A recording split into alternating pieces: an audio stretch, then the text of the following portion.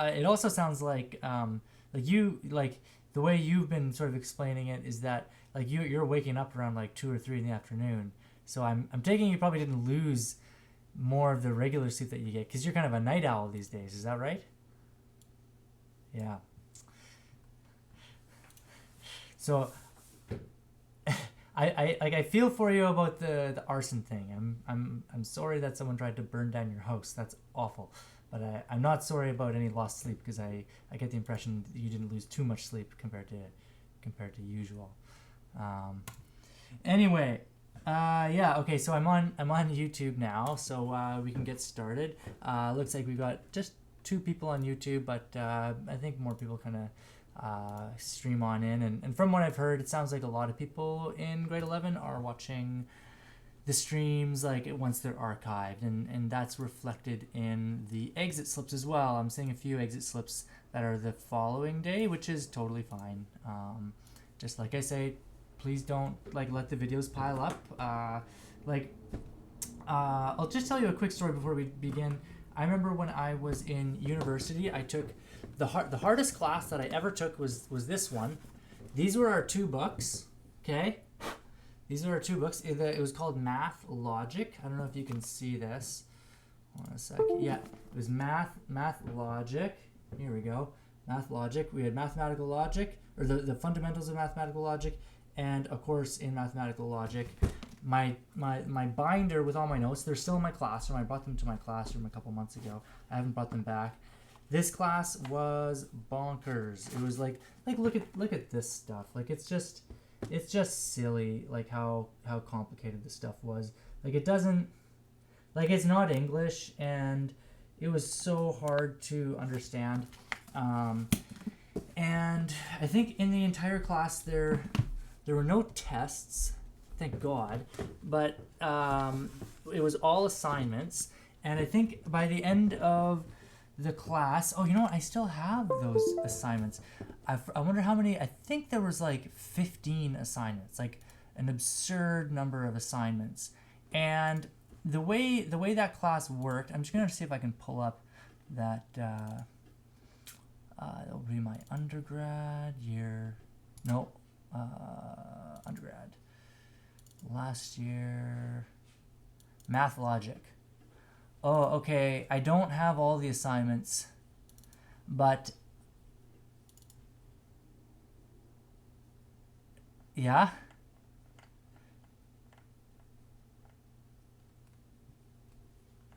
Oh yeah, it's brutal. It's so hard. Like it's so hard. It's so abstract. But I mean, and logic is a really important thing. Don't get me wrong. But like this was insane. Oh, and look at this assignment that I just found. Was from on April 23rd, so it's like almost exact, and that's from 2013, so it's like almost exactly 7 years old. I'll put it in a Discord. I'll show you what my assignments looked like. Just stupidly hard assignments. 7 years and 1 day. That's what we'll call this file. 7 years and 1 day. Yeah, here it is. Assignment 13. So this was one of the later assignments, I guess. Oh, and by the way, like I think, like this assignment looks like it's like really like professional, and like it looks like it probably makes me look really smart. Like I'm pretty sure I got something like 42% on this assignment. It was like I failed this assignment. It was like it looks like it's really good, but it's just this stuff is so hard. Anyways, the way the assignments worked was that he would give us a new assignment every 2 weeks or so. I think it was every 2 weeks there's a new assignment. I think, which would mean that there would be a total of I guess 12 assignments. No. Anyways, there was a lot of assignments, and he would give us a new assignment every 2 weeks, and then we would have 1 week to do the assignment. But the thing is that there was no hard due dates, and there was no penalty for late assignments. So what ended up happening was that we would get these assignments, and they would just be so hard, and we'd be so overwhelmed that we would just be like, I can't do it. I'm not ready for it. And then we would put them off. And then by the end of the year, we all had like like 6 or 7 assignments. We were 6 or 7 assignments behind schedule. You know, like he'd be giving us assignment 13 and I'd be working on like assignment 8 or something. So and that was just how we ran the class, and he gave us as much time as we needed, and was really willing to like go the extra mile, and the way he always put it was that his office hours and like seeing him outside of class was expected. Like it's part of the course. If you're not coming to see him outside of class hours, then you're missing out on something, because the questions were intended to be like discussion pieces and things like that.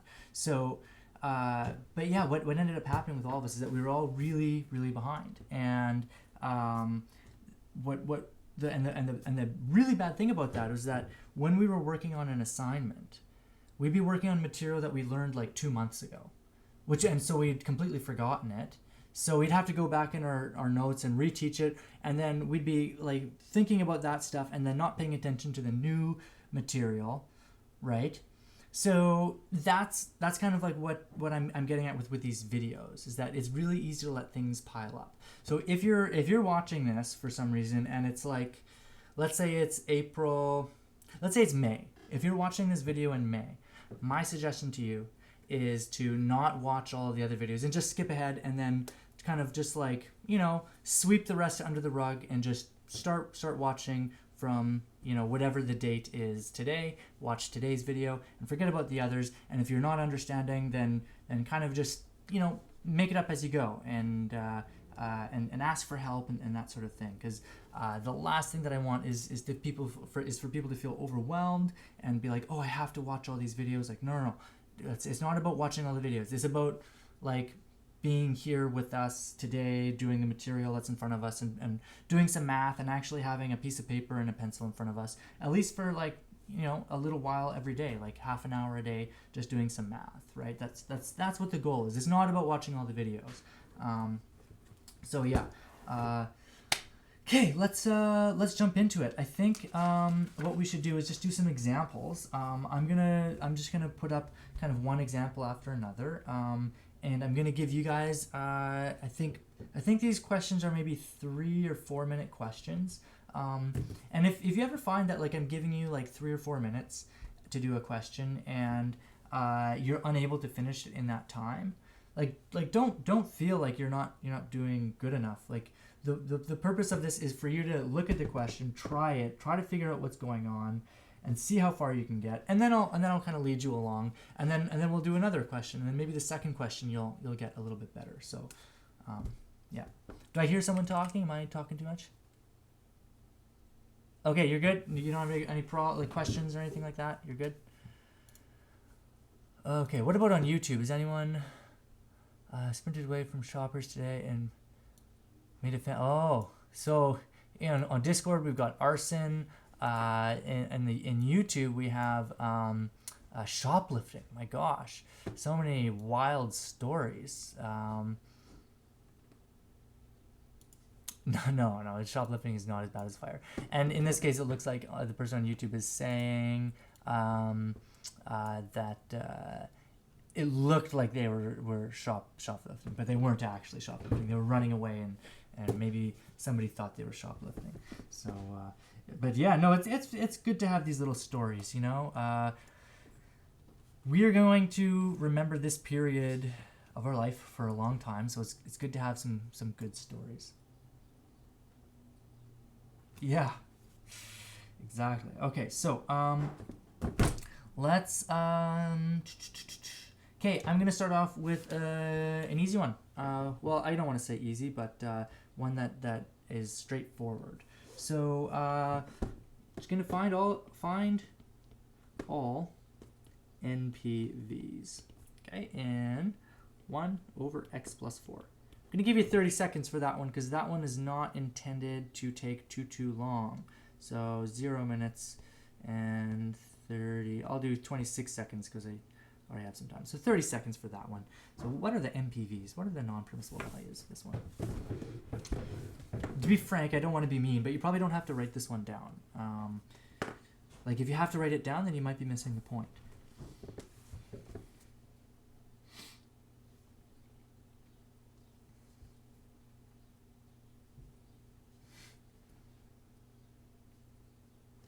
Okay, 30 seconds, done. So I know that I said that if you have to write it down, you're missing the point. I'm still gonna write it down because you never know. Maybe you don't get it. So maybe like someone's got to tell you at some point. So here we like the non-permissible values occur when the denominator is 0. So that's when x plus 4 equals 0, or in other words, when x equals -4. So the NPVs are x equals -4. You could also have them written as just a set, -4. And maybe the way your teacher next year, I don't know, or in 2 years from now, or if you get to university, maybe your professor would want you to write a not equal sign there. But we've sort of already talked about that. It all means the same thing. Which values is x not allowed to be equal to? These values. So that's the first question. Let's try one that's just slightly more challenging. Let's try the NPVs. So I'll say that this is like question A and this is question B. So still find all NPVs of 1 over 6 x minus 3. Okay, I'll give you 30 seconds starting now.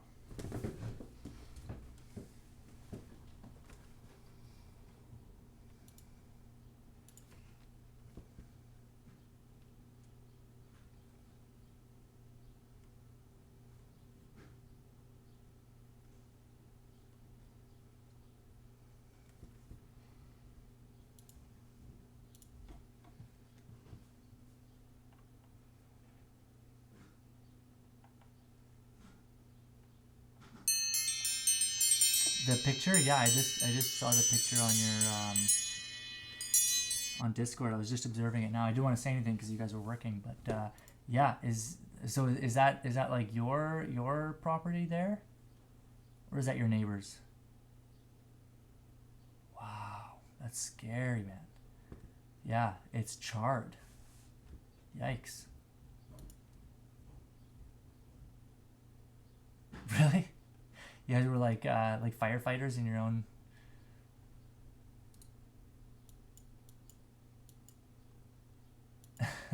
Well, yeah, no, it's good. Yeah, I mean, like obviously the firefighters are like the best equipped to do that, but if they're not there, then yeah, I guess you gotta do it yourself. Crazy, man. Can't imagine.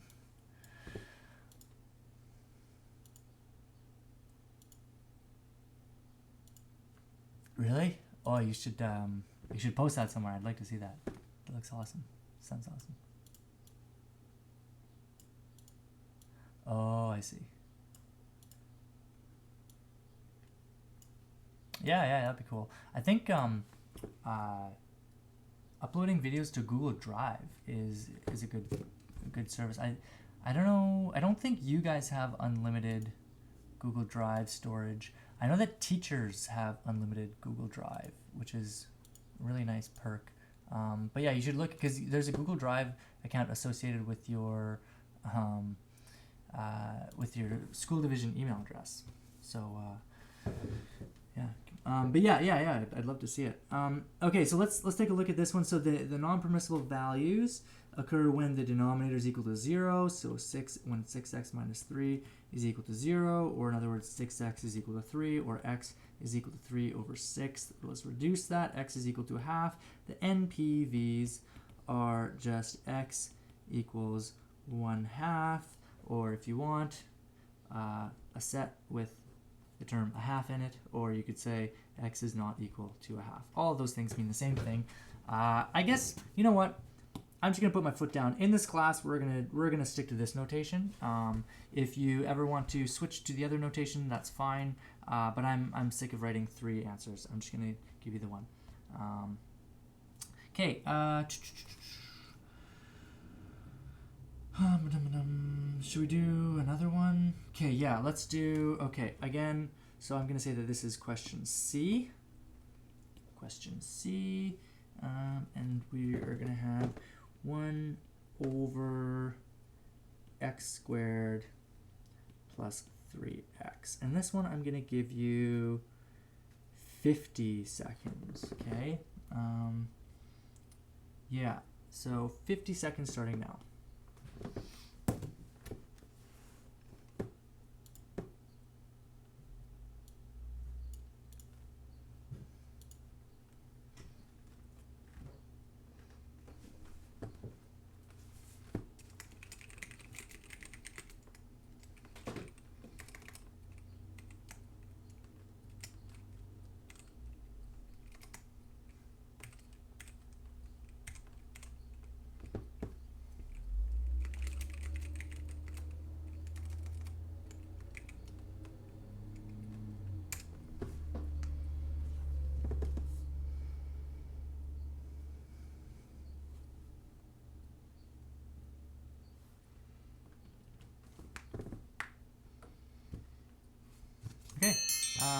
times up. So, so the first thing we have to do here is we got to factor this, right? So we still want this thing to be equal to 0, but having this factored is going to really help. So we're going to factor this. And when we factor it, I can factor out an x because x is a common term amongst both of those. So this is equal to x times x plus 3. Okay, so we want this to be equal to 0. So this occurs when either of these factors is equal to 0. So either x equals 0 or x plus 3 equals 0. Well, x equals 0 is, well, that's already solved. That's just x equals 0. And the other one is x equals negative 3. So this is the other one. So the non-permissible values, the NPVs, are when x is equal to 0 and x is equal to negative 3. So those are the non-permissible values. Those are the values that x is not allowed to be equal to. Okay. Okay, and we're gonna do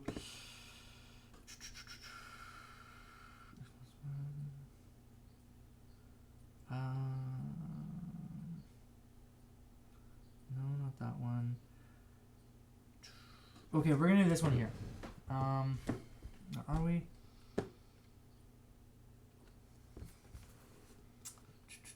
Sorry, guys. I thought that this was a question that I wanted to do, but I don't think.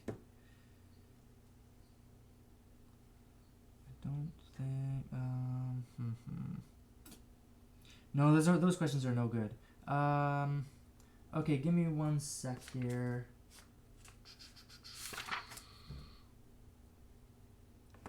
Yeah, okay, let's try one of these ones. Okay. I guess this book that I'm following is kind of basic. I thought it, okay, anyway, so what is this question D? We're on question D now. Okay, so again, stating all non-permissible values. That's all we're looking at. But this one, we also want to simplify as well, okay?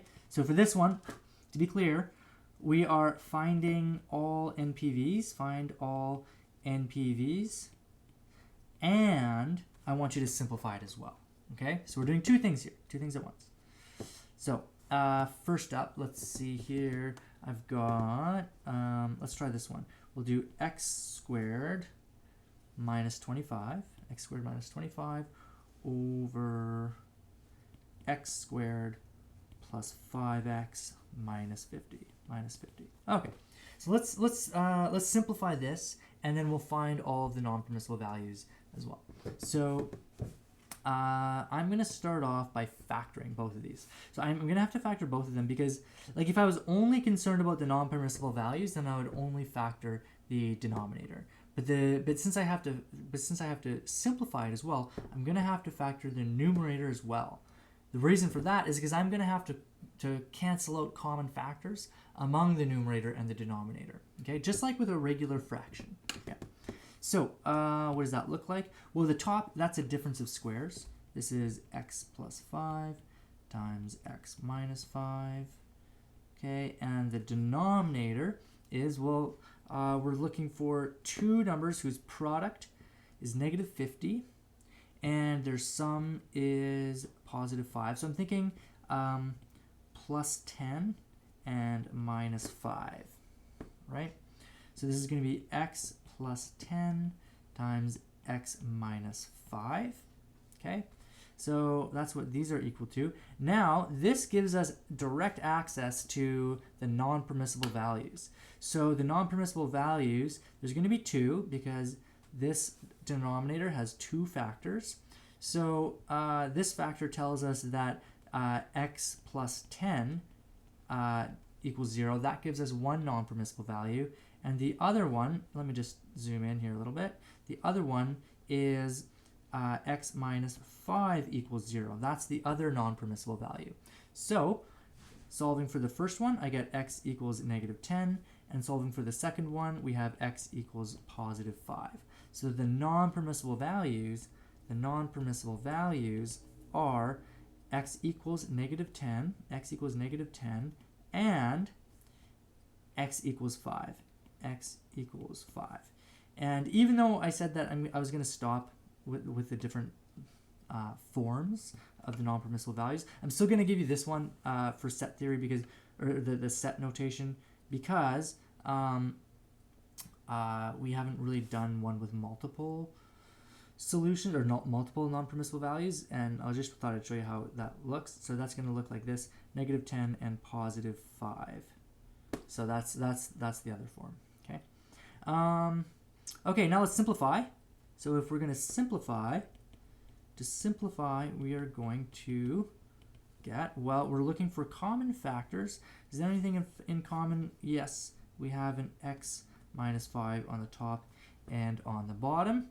So that gives us x plus 5 over x plus 10. So our simplified expression is x plus 5 over x plus 10. Now, this is done. I want to take just a minute to sort of take a look at this, and I want to show you something that I've seen people do, and you know, it's such a common mistake that I wouldn't be surprised if a lot of you are tempted to make this same mistake. And it's something that it's when you start working on all these problems, and you kind of, your head sort of gets in this weird space that you kind of start to forget what all of this means. This looks complicated, but it's really not that complicated. This is just a fraction. It's just a fraction. It's a fraction that has a variable in the numerator and the denominator. That's all it is. So that means that, like, if x were to, say, be equal to 2, well, then we would have the fraction 2 plus 5 over 2 plus 10, or in other words, 7 over 12, right? So that's what would happen when x is equal to 2. Like, if x was equal to 3, then our fraction would look like, here, let's do it in blue, just to show you that this is like in a different universe where where x is equal to 3. The x equals 3 universe gives us 8 over 13, right? So, so these fractions are not the same, right? They're obviously not the same fraction. They're different versions of the fraction when x is equal to a different value. So, what I see a lot of is something like this. And lots of people make this mistake. Not just grade 11 students, but I used to teach adults at the University of Winnipeg, and a lot of adults make this mistake too. So you see, and so what we did in this past step is that we canceled out common factors, right? So, like, what was going on in our brain was that we saw something in the numerator and we saw it in the denominator, and we decided, since it's in both the numerator and the denominator, it's got to go, and we were correct, right? So what tends to happen with a lot of people is that they look at a fraction and they say, oh, I see something that's in the numerator and I see something that's in the denominator, therefore I have to cancel it out. So I've seen a lot of people do it, and you might still even be tempted, even as I'm telling you this, you might be tempted to do the same thing. Oh, there's an x on the top and an x on the bottom, so I'm going to cancel them out, and this is equal to 5 plus 10, or in other words, 1/2. No, it's not. It's not. So what we really have to be aware of is our order of operations here, okay? Our order of operations. So the only time you can cancel out, you can only cancel out common factors. Only factors. Now, in this expression, and just to be clear, like, this is wrong. This is absolutely wrong. Just hold on one second. Yeah, pardon me. So yeah, you can only cancel out common factors. So this thing right here is not like x divided by x plus 5 divided by 5, right? It's not. It's different than. It's different than this expression. These two expressions are not the same. In this case, yeah, we could cancel this out, and even then it would still be equal to 1, right? X divided by x is equal to 1. So I guess what I'm trying to say is that in this case, x is not a factor. You can only cancel out common factors. So this expression is actually equal to x over 5 in brackets divided by, and then in brackets again, x plus 10. Okay?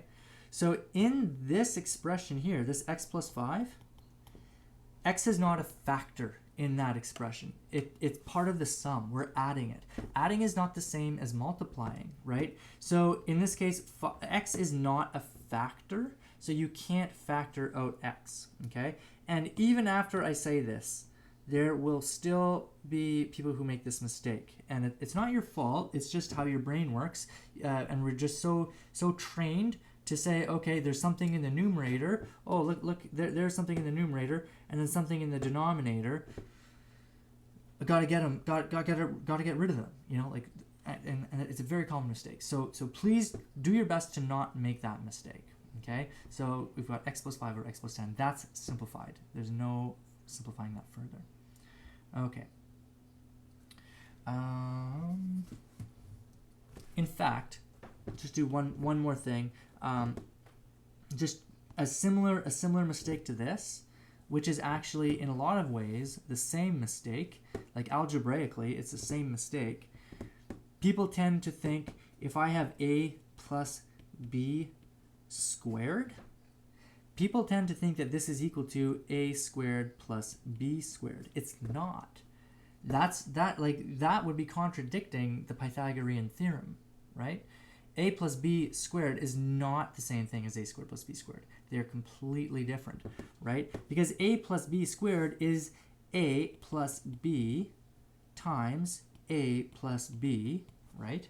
And we've seen many times we have to use the distributive property here because we have two sums being multiplied with each other. So this is, well, we do have an a squared and we do have a b squared, but there's other things in between. We've got an ab plus ba, or in other words, a squared plus 2ab plus b squared, right?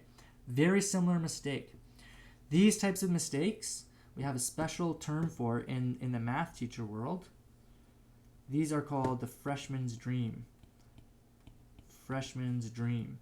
And maybe you find that offensive because you're like, hey, I'm going to be a freshman when I go to university one day, and math teachers are making fun of freshmen. Well, we're making fun of freshmen so much because they make the same mistake. And it's not so much making fun of people, it's about making fun of the mistake. Because wouldn't it be nice if the world was like that? I saw a meme the other day. It was one of those memes where it's like it talks about like, if only life was this way, then society would look like this. And it's like a picture of like some like future city, you know?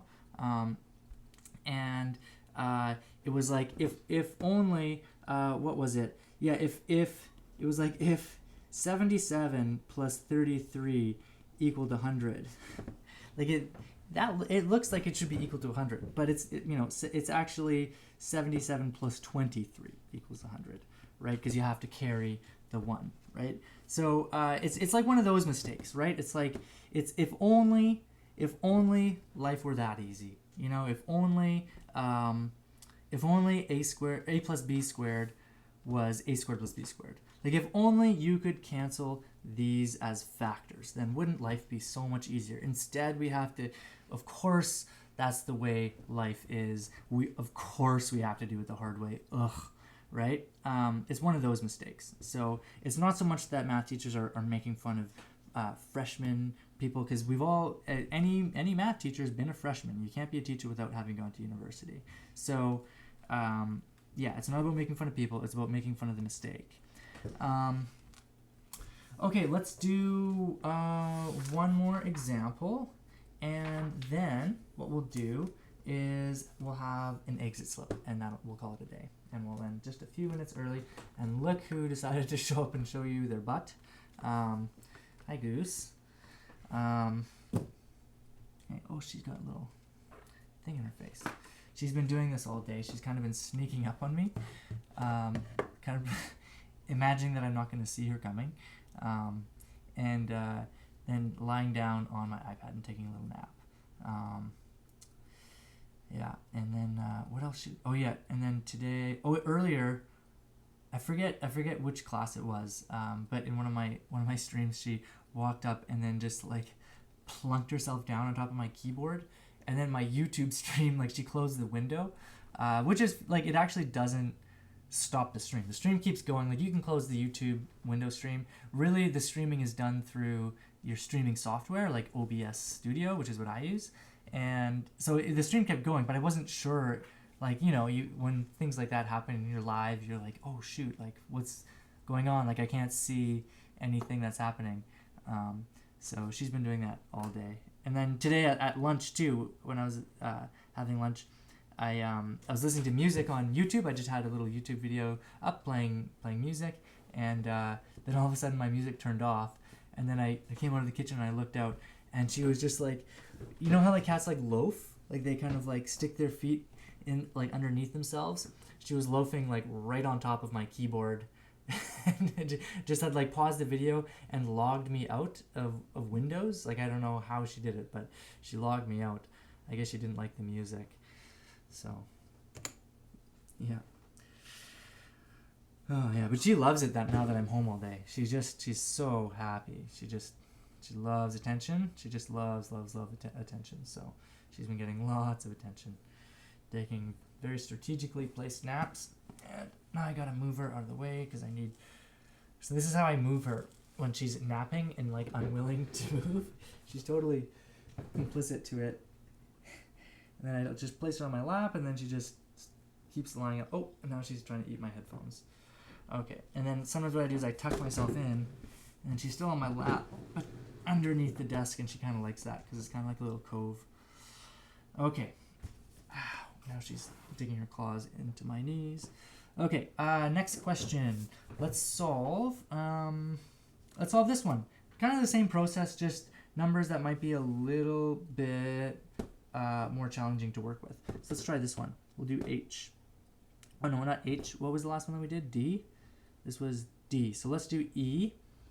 E, we're also going to simplify. I'm just going to paraphrase. Simplify, find NPVs. Okay? Here it is. It's 3x squared. We'll do 3x squared minus 8x. Minus 8x minus 3 all over 3x squared minus 15x plus 18. Great.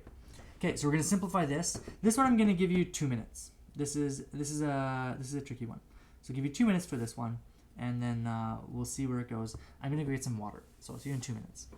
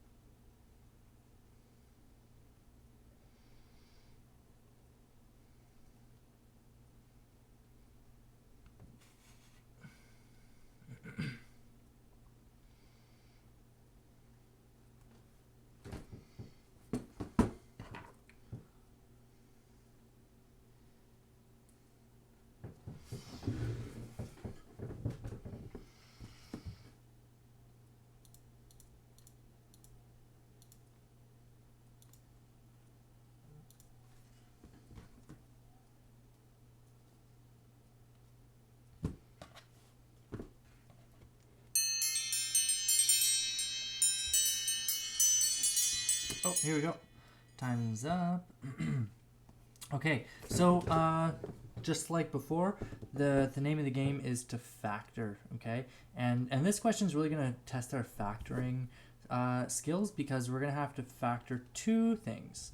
So let's start by factoring the numerator, and I'm not going to do... And the last questions, they were kind of easy to factor, so I was kind of doing two at once. We're really going to take these ones one at a time. That's why I gave you 2 minutes for this one. So I'm going to factor the numerator. I've got 3x squared minus 8. And now Goose is on top of the iPad. Bye, Goose. Sorry, we love you, but I've got to do this. Okay. So I've got 3x squared minus 8x minus 3. Okay, so let's factor this. So I have to come up with, well, 3 times 3 is 9. So I want two numbers whose sum is positive 9 and whose product is positive 9 and whose sum is, oh, sorry, that's negative 9. Okay, that's why I was kind of stumbling, because I was like, wait, how do you find that? That doesn't exist. Whose product is negative 3, right? Because we're multiplying positive 3 times negative 3, right? So we need to find two numbers whose product is negative 9 and whose sum is negative 8. That's easier to find than what I was expecting. It's going to be, what is it? Positive 9, or sorry, negative 9 and positive 1. So what did I say? Negative 9, positive 1. Okay, and then we're going to do 9x plus 1 plus 1x, and then we'll have 3x squared, and then we'll have a negative 3, and just like that we can start to factor these. So let's factor out that 3. I think we can do a full 3x here, and so that's 3x times x minus 3 plus, I can't factor anything out, so I'll take out a 1, and I've got another x minus 3. Great.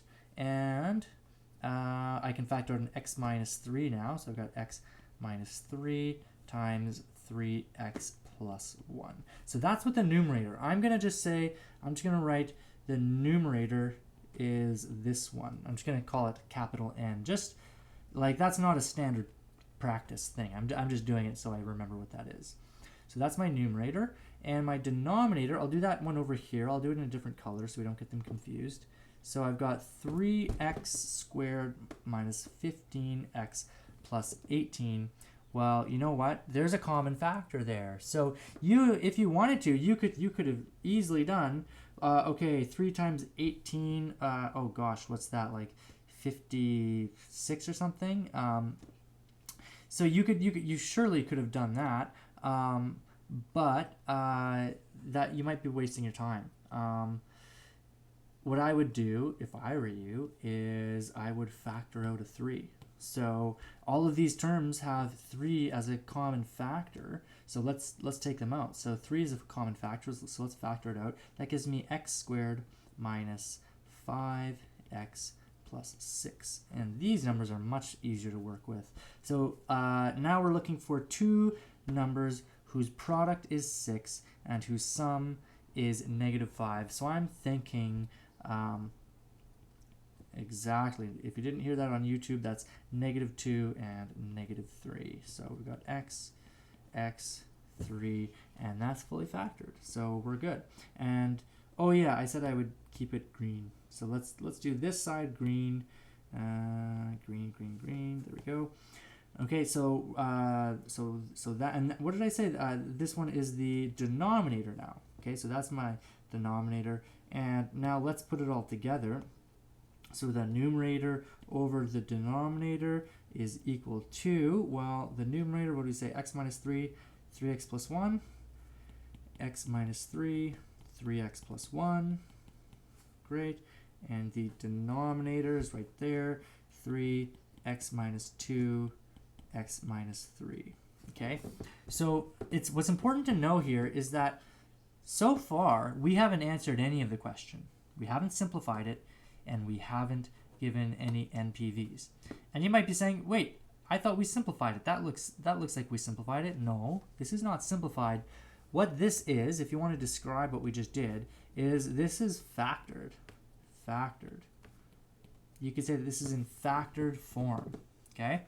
So yeah, that's all we did. We just factored it. So when it's in factored form, that gives us the ability to find the NPVs, right? Because now technically speaking, we have three factors in the denominator. We have three factors in the denominator. We have this as a factor. 3 is a factor in the denominator. X minus 2 is another factor in the denominator. And x minus 3 is another factor in the denominator. So, you might say, okay, well, does that mean we have to do 3 tests? Or we have 3 non-permissible values? Well, not really. Because this 3, that's not a variable. So, sure, 3 is not allowed to be equal to 0. Well, we're not going to have any problems with that. 3 will never be equal to 0. So we don't have to think about that. 3 is just 3. We don't have to be worried about 3 being equal to 0. So the only non-permissible values that we get are x minus 2 equals 0 and x minus 3 equals 0, which gives us x equals 2 and x equals 3. So the non-permissible values are x equals 2 and x equals 3. Okay, so that's that. Now, if we want to simplify it, so if we're going to simplify it, so simplified, well, let's take a look at any common factors. I'm just going to copy and paste this so I can work on it further down. Here, I'll do this. Come on. There we go. Oh, yeah. Come on. There we go. My eraser's too big. Okay, there we go. So we have to simplify this. So we're going to look for common factors among the numerator and the denominator. Well, we've got x minus 3 over here, so I can cancel that with this x minus 3. And can't factor any more. So let's see here. So the numerator is going to be 3x plus 1. And the denominator is 3 times x minus 2. And part of the freshman's dream would be to say, oh, here's a 3, cancel. I've got x plus 1 over x minus 2. No way, Jose. In this case, take a look. In this case, the 3 is a factor of the denominator, right? Because we're multiplying the entire denominator with 3, right? I've got x minus 2, and it's the whole thing that's being multiplied by 3. So 3 is a factor of the denominator. In this case, 3 is not a factor of the denominator. 3 is only a factor of 3x, not a factor of 3x plus 1, right? If we had something like this, 3 times x plus 1, like that, then you'd be happy to cancel those out, right? Like if we didn't have this denominator, if it was, if we could have factored out a 3 from the numerator, then yeah, you'd be able to cancel those 3's and you would get x plus 1 over x minus 2. But we don't have that. The fact of the matter is 3 is a factor of the denominator. It's not a factor of the numerator, so we're done. Okay, so I've gone over again. So I'm going to do a quick question. I'm going to ask you to tell me as the exit slip. So for the exit slip today, I guess I don't need this anymore. Exit slip.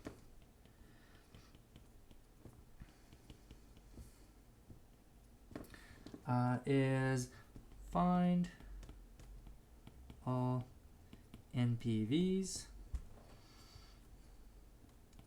in 1 over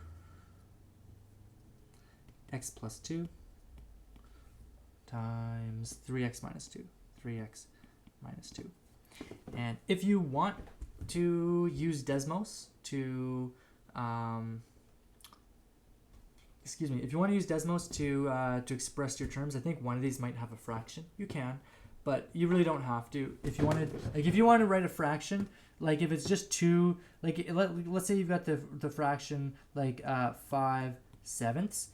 On a keyboard, you can write that as 5 dash 7, right? Forward slash. You 5/7. That's fine.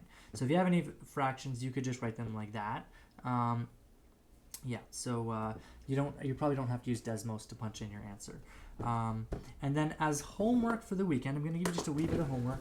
Not too much, but just a little bit, because I don't think we've done anything in 6.1 yet. We've kind of just been doing a lot of learning, but not practicing yet. So,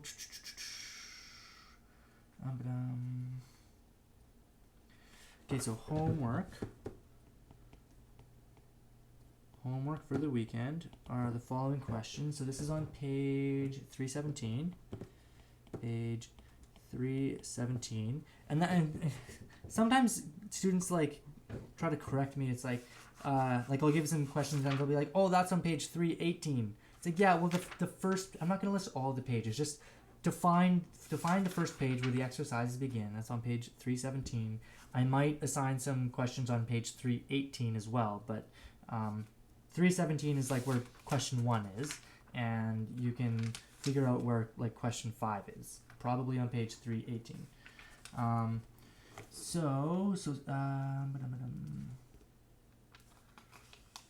Okay, so I'm gonna do question 3. Come on, number 3, and we'll do A,